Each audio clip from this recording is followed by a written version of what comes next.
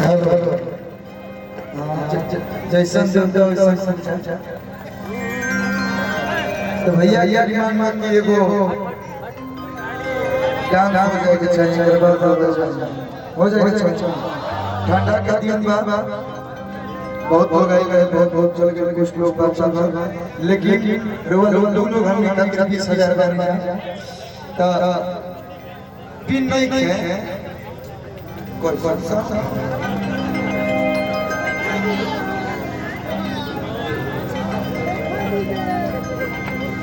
आजकल तो मन करने का डीजे वाला तरीका है। हां बहुत सही गाना कहीं महाराज कहां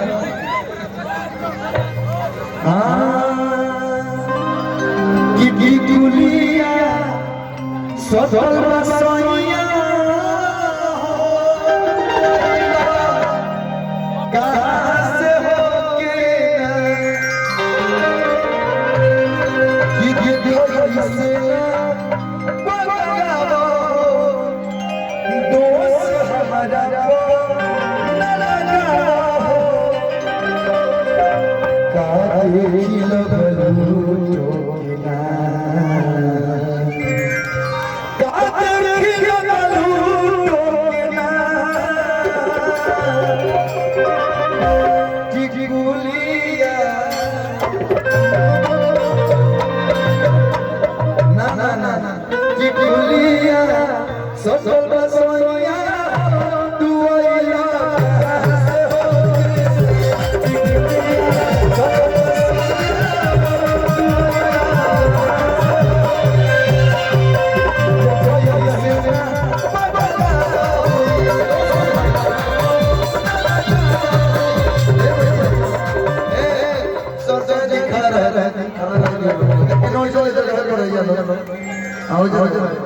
कि क्या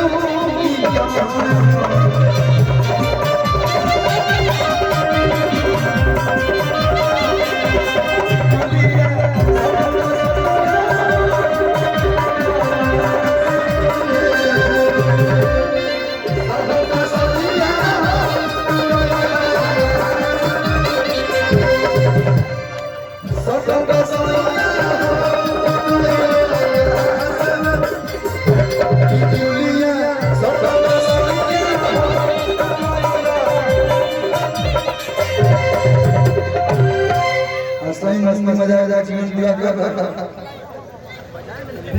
हां एक और जाए जाए भैया हां बस भैया ठंडा लग रहा है तनी फुल फॉर्म कर भैया ठीक है